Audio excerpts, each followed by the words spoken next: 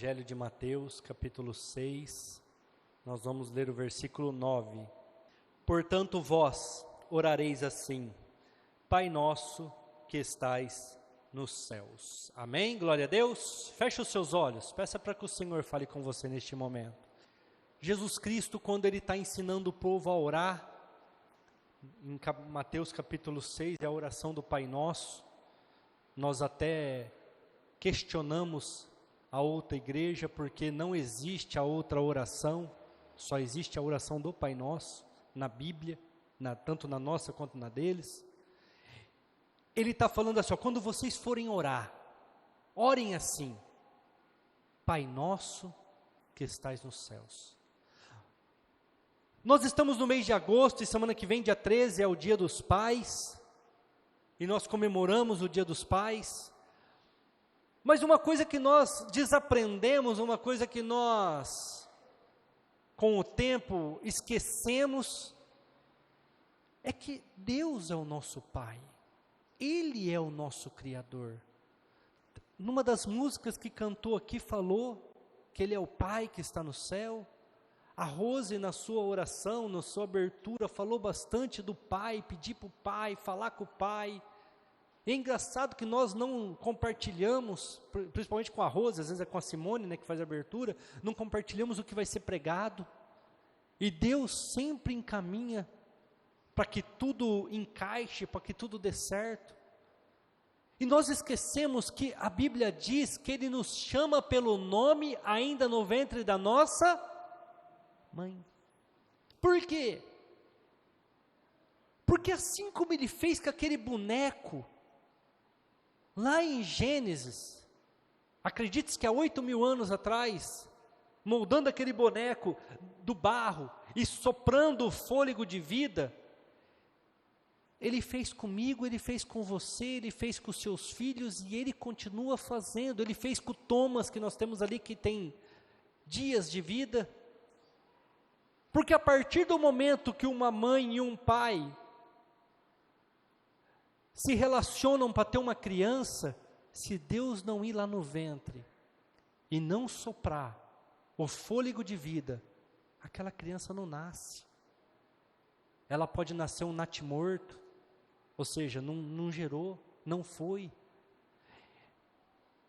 Então, quando Jesus está ensinando a orar, Ele fala assim: é o teu Pai, você está falando com o teu Pai. Você tem o pai natural, às vezes você já até perdeu o seu pai natural, mas o seu Pai que te gerou, que te formou e que te trouxe aqui neste mundo, Ele está nos céus. E isso indica para nós, igreja, superioridade, sim ou não?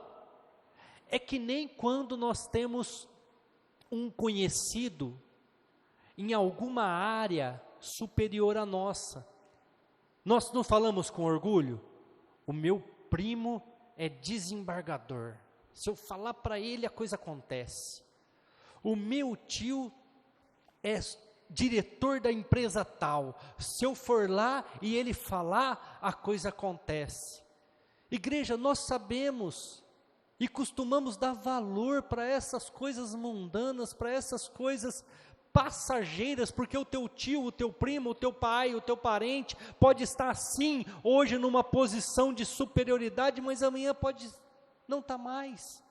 E nós damos um valor tremendo nessas coisas mundanas, e muitas vezes esquecemos de dar valor no nosso Pai Celestial, no teu Pai, aquele que faz todas as coisas, aquele que tem condições de mudar toda a história da tua vida, que tem condições de mudar toda a situação que te envolve. Nós esquecemos da superioridade. Jesus está falando aqui, quando vocês orarem, lembre-se que Ele é o seu Pai, Pai nosso, que estais no céu. Superioridade. Outra coisa que Jesus está falando também é: se Ele está no céu, Ele tem autoridade. Ele está acima de toda a criação. Ele está acima de todas as coisas, igreja. Ele pode mudar qualquer história, Ele pode mudar qualquer situação que seja, que te envolva, que envolva a sua família. Por quê? Porque Ele tem autoridade, Ele está nos céus, Ele está acima da criação, Ele está acima de tudo aquilo que existe. Mas nós, com o passar do tempo, com o aumento da ciência, com o aumento do conhecimento, com o aumento da inteligência do ser humano, até hoje, nós podemos até citar isso, com a inteligência artificial, nós estamos esquecendo do Criador. Nós estamos começando a entrar numa fase de até duvidar do Criador. Mas igreja, todas as vezes que uma mulher fica grávida, e ela fala para mim, fiz o ultrassom, escutei o coraçãozinho, eu lembro da maravilha que é o sopro de vida, e que se Deus não der esse sopro, igreja, não vive. Então, assim como Ele fez com Adão, hoje Ele faz com uma multidão. Hoje, neste dia, neste horário, muitas mulheres estão ficando grávidas, e Ele está soprando no ventre dessas mulheres. O Pai verdadeiro, não aquele que fez, aquele que foi usado para ter o gene dele, o gene da mãe, e juntos ali formarem o embrião. Não esse Pai, mas o Pai que dá a vida, está soprando dentro dos ventres de muitas mulheres hoje, e trazendo o fôlego de vida. E quando nós também lemos essa parte onde Jesus fala, Pai nosso que estais no céu, nós temos que lembrar que Ele intercede por nós, que Ele tem visto as nossas lutas, que Ele tem visto as nossas dificuldades, Ele tem visto aquilo que você tem passado, aquilo que você tem vivido, e Ele intercede por você.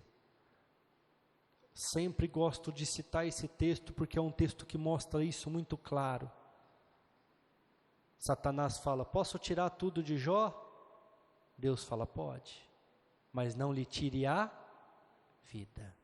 O que Deus está fazendo aqui nessa passagem, igreja? Intercedendo pelo quê? Pela vida de Jó. O que é bem natural, o que é bem da carne, o que é lá do mundo, pode tirar, só que a vida dele você não toca. Igreja, quando nós temos Deus como nosso Pai, Ele intercede por nós, Ele nos ajuda, Ele nos capacita, Ele nos dá o fôlego de vida todas as vezes, Ele nos dá condições de amanhã a gente acordar, condições de trabalhar, saúde. Às vezes nós não conseguimos enxergar tudo isso devido a tantas dificuldades que nós vivemos, mas é Ele que nos capacita. Nesse mês de agosto eu quero falar da paternidade de Deus em cada culto, tanto de quarta como de domingo, para que a gente possa voltar lá no primeiro amor e entender tudo aquilo que Ele é, tudo aquilo que Ele faz. Porque às vezes a gente quer as coisas mais complicadas e esquecemos das simples, igreja. Porque Deus amou o mundo de tal maneira que deu o seu Filho unigênito, para que todo aquele que nele crê não pereça, mas tenha vida e vida em abundância. Por que Ele fez isso, igreja? Porque Ele intercedeu por mim e por você. Por que Ele fez isso, igreja? Porque Ele tem autoridade. Por que Ele fez isso, igreja? Porque Ele te ama incondicionalmente. Por que Ele fez isso, igreja? Porque Ele é superior, Ele está acima das coisas.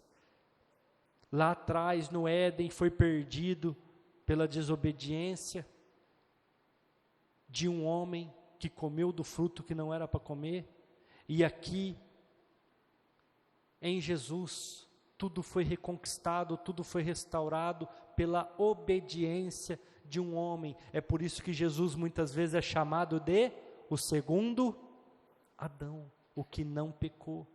Igreja, nós temos que entender tudo isso. Jesus veio para o que era seu, mas os seus não receberam. Mas todos quantos o receberam, deu-lhes o direito de serem chamados filhos de Deus, aos que creem. Nós somos um povo adotado, Nós somos um povo que foi restaurado pela graça de Jesus. Está lá em João capítulo 1, versículo 12. Nós precisamos entender este amor, igreja. Nós precisamos entender que Ele escolheu nos fazer filhos. Ele escolheu nos trazer para próximo. Quando eu leio aqui Mateus capítulo 6, versículo 9, Jesus está ensinando algumas pessoas que estão com Ele, eu não sei quantas, mas Ele está ensinando, vamos falar assim, a igreja primitiva. Ele estava ensinando as pessoas que queriam seguir. Então Ele falou assim, ó, você, quando for orar, ore assim, Pai nosso que estais no céu. Ele não estava falando que Deus é o Pai do mundo, Ele não estava falando que Deus é Pai de todos, Ele estava falando, mas vocês que estão aqui, quando vocês forem orarem, se vocês acreditarem, se vocês confiarem, se vocês entenderem o que eu estou falando, o teu Pai lá em cima vai te assumir como filho. Então você tem que orar, meu Pai, Pai nosso que estais no céu. Não são todos, igreja, eu já preguei aqui e vou novamente falar. A Bíblia fala assim, ó, ide por todo mundo, pregai o evangelho a toda criatura. Quem crer e for batizado será salvo. Quem não crer já está condenado. Isso é bíblico, Marcos 16, 15, pode colocar ali para eles lerem. Igreja, ele está falando assim, ó, prega para toda criatura, ou seja, Deus criou todos, Deus soprou na vida de todos, Deus soprou o fôlego de vida naquele homem que essa semana revelou que estrupou e matou a enteada. Todos leram aqui em Rio Preto? Deus soprou o fôlego de vida naquele cidadão. Deus criou aquele cidadão, só que ele é uma criatura. Ele é uma pessoa que foi criada. Por isso que ele fala, ide por todo mundo e pregar o evangelho a toda criatura. Quem crê será adotado. Quem crê me terá como pai. Todos aqueles que estavam ouvindo Jesus dizer, quando vocês orarem, orem assim, muitos deles não aceitaram Deus como pai. Muitos deles não entenderam Deus como Pai. Muitos deles não creram na pregação de Jesus para a salvação. E muitos hoje dentro da igreja não creem nessa pregação. Olha lá, ó, a toda criatura. Ele criou todos, mas adotou aqueles que quiseram, aqueles que se entregaram, aqueles que aceitaram. Então, quando eu estou pregando para vocês, eu estou pregando, entendo eu, para filhos de Deus.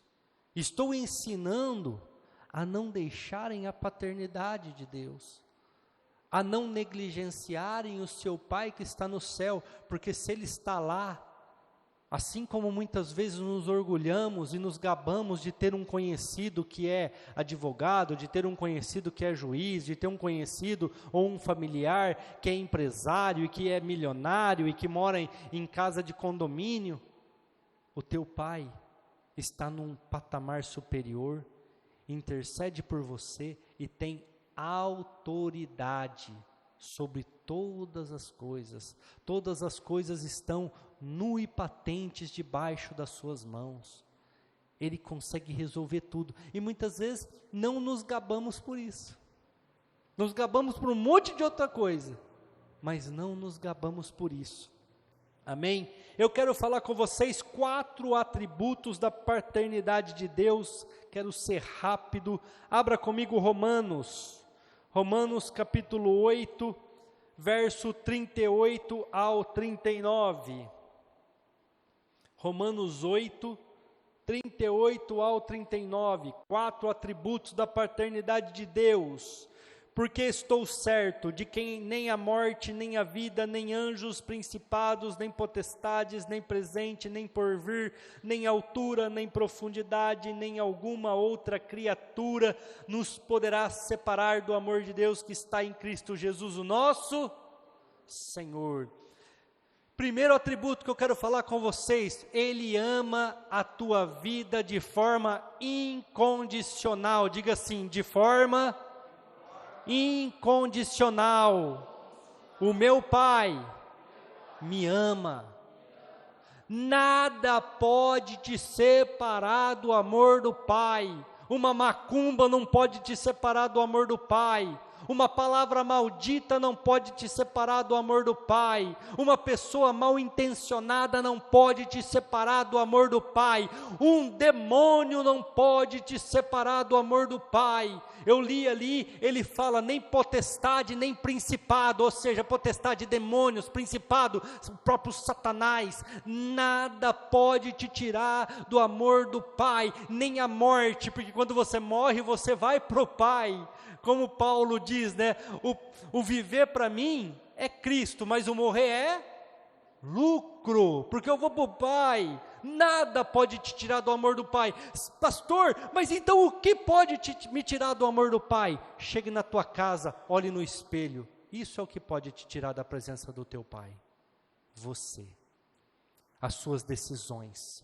Nada exterior pode te tirar da presença do Pai.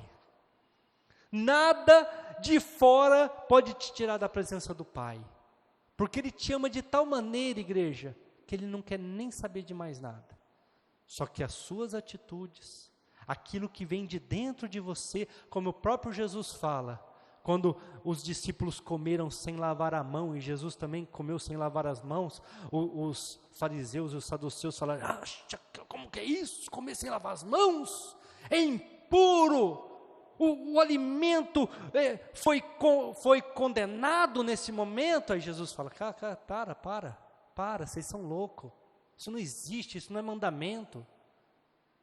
O que mata um homem não é o que entra pela boca, mas é o que sai. É aquilo do qual está cheio o seu coração.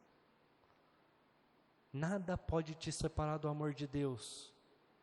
Mas as suas atitudes, aquilo que você enche o seu coração, aquilo que você deixa Satanás colocar na sua mente, isso pode te afastar da presença do Senhor, igreja. Ele te ama de forma incondicional. Outra coisa, Lucas 11, abra comigo, Lucas 11, do 11 ao 13, mais um atributo da paternidade de Deus.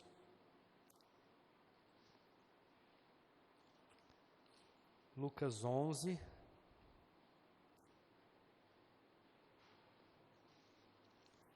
do 11 ao 13.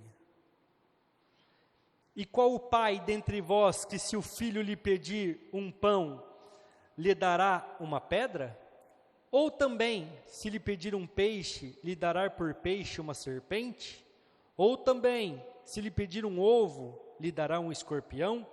Se vós, sendo maus, sabem dar boas coisas aos vossos filhos, quanto mais dará o Pai Celestial o Espírito Santo àqueles que lhe pedirem? Igreja, outro atributo de Deus, Ele cuida, Ele sustenta e Ele protege. Ele está falando assim, vocês que são pais, Jesus está falando, vocês, seres humanos que são pais, que geraram um filho, sabem dar boas coisas aos vossos filhos. Se ele lhe pede pão, não lhe dá uma pedra. Alguém aqui dá pedra para o filho em vez de pão? Não. Se lhe pede um peixe, não dá uma serpente. Se lhe pede um ovo, não lhe dá um escorpião. Você vai sempre dar o melhor para o seu filho.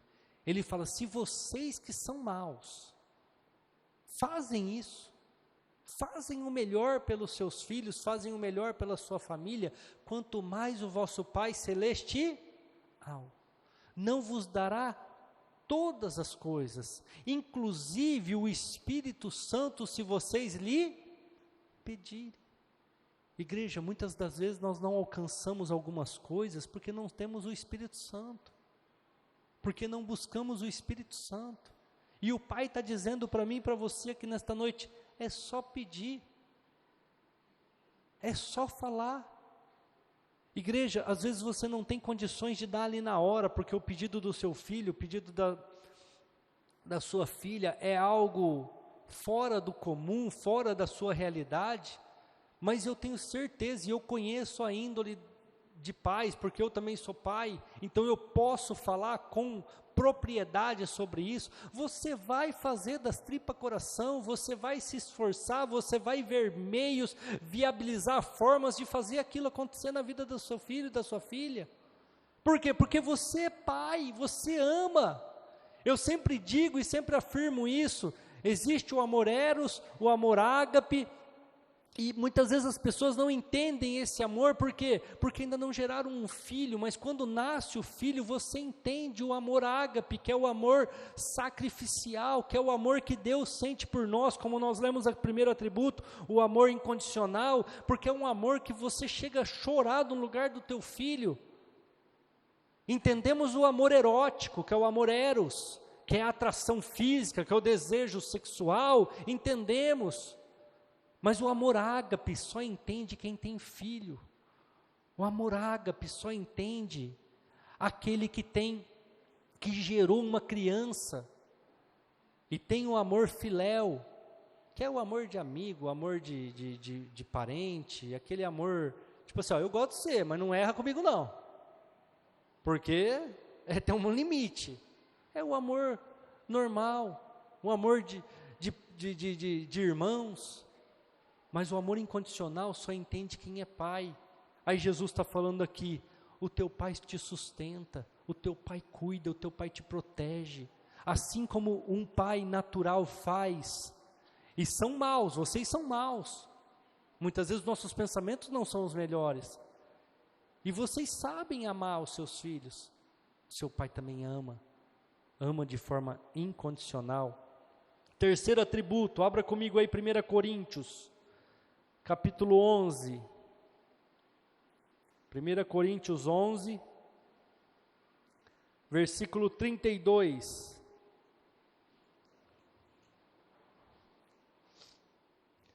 Mas, quando somos julgados, somos repreendidos pelo Senhor, para não sermos condenados com o mundo. Quem ama, corrige. Quem ama, coloca limites. Quem ama entende que nem tudo se pode deixar. Quem ama entende que precisa disciplinar, que precisa corrigir. E o teu pai que está no céu, ele sabe disso, e ele te corrige, porque ele te ama. Ele te disciplina porque Ele te ama. O terceiro atributo do teu pai é que Ele é um pai que corrige.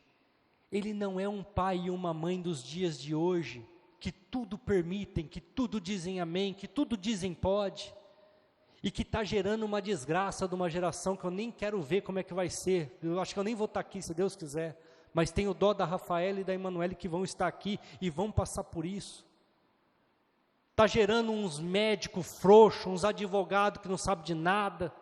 Sabe por quê? Porque não disciplina os seus filhos, não coloca limite. Uma das palavras que mais fala na Bíblia, e que eu aprendi também nos ensinos bíblicos, é transgressão.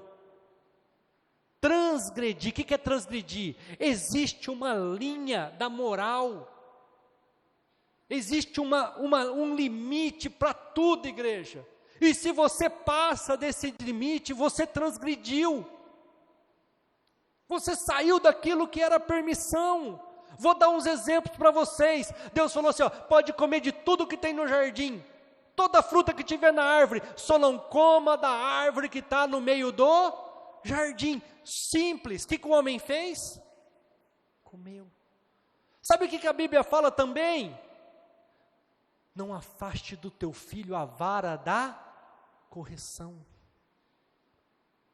Não afaste do seu filho a vara da correção, porque a estutícia está gravada no coração da criança. Igreja, a criança já nasce rebelde, A partir do momento que a criança sai do ventre da mãe e começa a pegar dias, meses e anos, ela começa a desenvolver a rebeldia, e a única forma de você pôr o seu filho em ordem, a única forma de você fazer a coisa certa é com a vara da disciplina, é batendo, com dor no coração. Esses dias não, já faz um mês mais ou menos, eu carreguei uma pessoa, ela falou assim, o pai e a mãe abandonou, o pai e a mãe criavam essas 3 crianças em situação de vulnerabilidade, eles passavam fome, eles estão aprendendo agora, crianças de 7, 5 e 4 anos, eles estão aprendendo agora o que é higiene pessoal, porque eles não tomavam banho, eles não escovavam dente, o pai e a mãe usuário de droga, eu consegui na justiça, a avó conseguiu na justiça, a guarda, e eu sento o braço neles, eu bato mesmo, eu falei, a senhora está certa, mas a senhora está errada.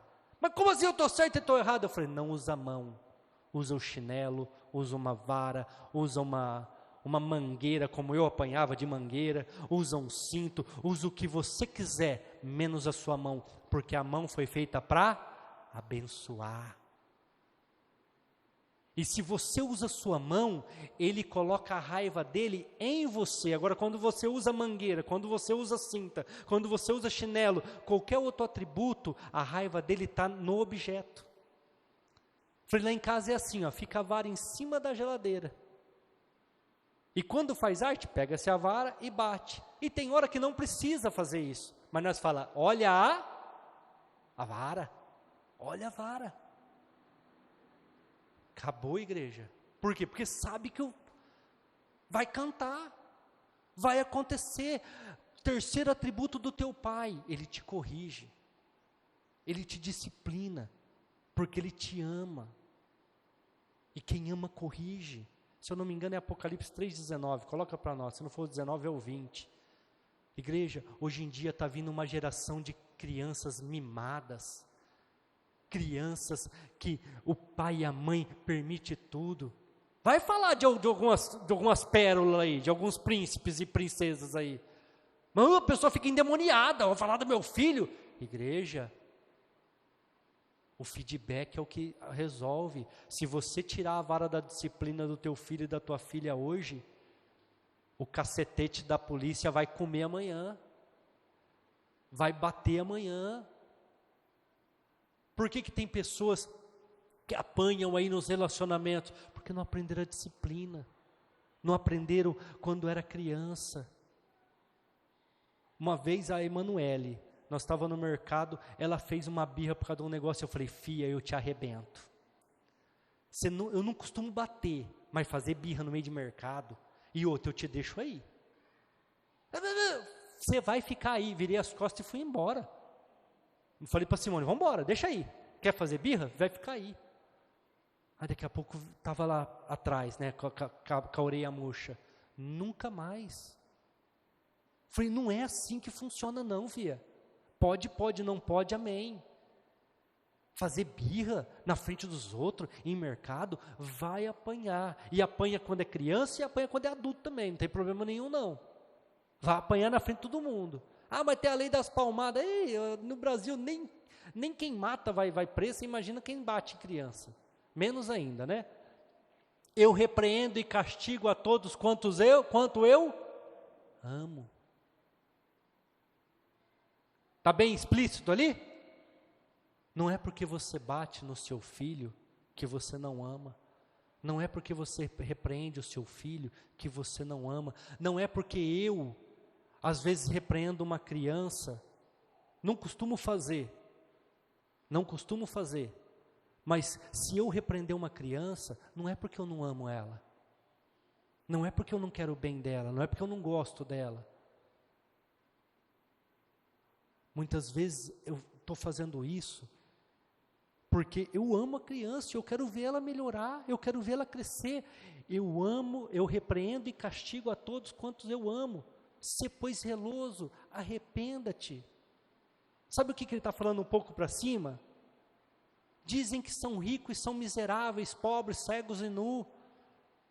Não são frio e nem quente, são morno, e a vontade é vomitar. Por isso eu te digo, vem até mim, e compre vestes lavadas, colírio para os olhos. Ele está repreendendo, por isso que ele chega ali. Se você pôr o 20, é o versículo mais conhecido, coloca o 20. Eis que eu estou à porta aí, bato. Estou batendo. Corrige o seu filho, não afaste a vara, disciplina ele, porque a rebeldia está no coração. Estou na porta batendo, faz isso, faz aquilo, resolve aquilo, e não faz. Você tem que fazer. Se abrir a porta, eu entrarei à sua casa. Mas se não abrir, não tem problema nenhum, eu não vou entrar. O terceiro atributo do teu pai, ele te corrige. Ele vai te corrigir em todos os momentos, não tem problema. Ele vai te transformar. Deus nos aceita como nós somos, igreja. Ele fala, vinde a mim, vós que estáis cansados e sobrecarregados, e eu vos aliviarei. Então ele te aceita como somos, e nos ama tanto, que não nos deixa da maneira que somos. Ou seja, ele quer te transformar. Ele quer te corrigir, ele quer te colocar no lugar certo. Ele quer fazer a vontade dele. E por último, igreja, quarto atributo do nosso Pai, Lucas capítulo 15. Lucas 15, 22 ao 24. Mas o pai disse aos seus servos, trazei depressa a melhor roupa, e vesti-lhe, e pondo-lhe um anel na sua mão e sandálias nos seus pés. Trazei um bezerro cevado, matai-o e comamos e alegramo-nos, porque este meu filho estava morto e reviveu, tinha-se-lhe perdido e lhe foi achado. E começaram a alegrar-se. Igreja, o teu pai que está no céu, ele tem um perdão que está acima de tudo. É um perdão inabalável, nada abala o seu perdão. O diabo pode chegar lá e falar, mas ele fez isso, ele vai falar, mas eu quero perdoar. Mas ele aprontou aquilo, mas eu quero perdoar. Mas ele estrupou e matou a enteada, agora ele está falando que se arrependeu, confessando o seu nome e passando pelas águas do batismo. Eu o aceito como filho, eu perdoo o seu pecado. Eu o aceito. Porque ele perdoa de forma inabalável. E quando ele perdoa a igreja, ele devolve as vestes. O que o pai mandou fazer para o filho aqui? Busque a melhor roupa e vista-lhe, devolve a dignidade. Igreja, se você lê João capítulo 4, você vai ver que quando Jesus estava esperando, porque eu acredito que ele foi lá por causa dela, aquela mulher samaritana, aquela mulher ela ia tirar água ao meio-dia. Por quê? E por que ao meio-dia? O certo é ir de manhãzinha, a hora que o sol está ameno, mas ela ia aquele horário por causa da vergonha, ela não era digna de ir nos outros horários, porque ela já tinha tido 5 maridos, e o que ela estava agora não era o seu marido, ela era uma mulher falada, ela era uma pessoa excluída da sociedade, e Jesus foi lá para ter com ela, e a hora que Jesus começa a conversar, a hora que Jesus começa a abrir os seus olhos, a hora que ela começa a ver aquilo que estava acontecendo com ela, ela volta lá e começa a falar com todo mundo, e traz a cidade inteira praticamente até Jesus. Por quê? Porque a primeira coisa que o pai faz, ele tem um perdão, e ele devolve a dignidade, ele devolve as vestes, ele devolve a moral. Foi isso que o pai fez com aquele filho pródigo. Perdeu tudo, se prostituiu, gastou tudo, foi uma pessoa errada e falha, mas voltou, mas se arrependeu. Eu tenho vestes novas, eu tenho um novo tempo para você. As manchas que você criou, igreja, que você gerou, nunca vão ser apagadas, porque você viveu elas, fazem parte da sua história, fazem parte do seu passado. Mas ele te dá novas vestes, e o melhor, mate um cordeiro lá, cevado, vamos fazer uma festa, vamos se alegrar. O pai te perdoa de uma tal forma, que ele te traz de volta a mesa. Ele te traz de volta a família. Ele te dá alimento, Ele volta a te sustentar. O teu Pai, por isso que Jesus, quando Ele ensina a orar, Ele fala assim: orem assim, Pai nosso que estais no céu. Ele é um Pai que perdoa, Ele é um Pai que te ama, Ele é um Pai que te corrige, e Ele é um Pai que cuida, um Pai que protege, um Pai que supre as suas necessidades. Muitas vezes nós erramos por não confiar, igreja, muitas vezes nós erramos por falhar neste ponto. Para encerrar, Lucas capítulo 15, o versículo 17, volte um pouquinho aí. E caindo em si, disse: quantos trabalhadores de meu pai têm abundância de pão, e eu aqui pereço de fome? Depois que ele viveu dissolutamente, depois que ele transgrediu os limites da moral, depois que ele perdeu tudo aquilo que o seu pai lhe deu em vida de herança, depois que ele se envolveu com um monte de situação, nós podemos até dar uma vagada aqui, deixar a nossa imaginação correr, depois que ele pegou doenças sexualmente transmissíveis, depois que ele pegou um monte de dificuldades que envolve a prostituição, homossexualidade, todas essas coisas, ele se lembra do seu pai, e ele fala, ele cai em si, né? Ele se lembra do seu pai, e ele fala assim: os trabalhadores de meu pai têm abundância, os trabalhadores de meu pai têm pão, têm sustento, e eu aqui estou passando fome. Aí eu quero perguntar para você, igreja: você tem fome? Você tem sede? Você está perdido em alguma situação da tua vida? Eu quero te dar uma notícia: na casa do teu pai tem sustento, na casa do teu pai tem alimento, e na casa do teu pai tem direcionamento para a sua vida, seja em qual situação for, emocional, financeira, espiritual, conjugal, seja em que lugar for. Você está com fome? Você está com sede? Você está perdido em alguma situação? Na casa do teu pai tem tudo isso que você necessita. Basta você buscar, basta você cair em si e falar: na casa do meu pai. Diga assim comigo: na casa do meu pai tem sustento, tem alimento, tem proteção, tem intercessão, tem vitória, e ele tem lâmpada para os meus pés, luz para os meus caminhos, para que os meus pés não tropecem. Na casa do meu pai, na casa do meu pai, tem tudo aquilo que eu necessito. Amém? Glória a Deus, graças a Deus, aleluia, glória a Deus, aleluia. Grupo de louvor pode vir aqui. Igreja, na casa do teu pai tem tudo isso. Está passando por um momento de medo? Procura o teu pai. Está passando por um momento de incerteza? Procura o teu pai. Está passando por um momento de fome espiritual, de sede da palavra do Senhor? Procura o teu pai. Na casa de teu pai tem tudo aquilo que você necessita, tem tudo aquilo que você precisa. A Bíblia fala assim, que a graça de Deus é que não nos deixa sermos consumidos. É na casa de teu pai.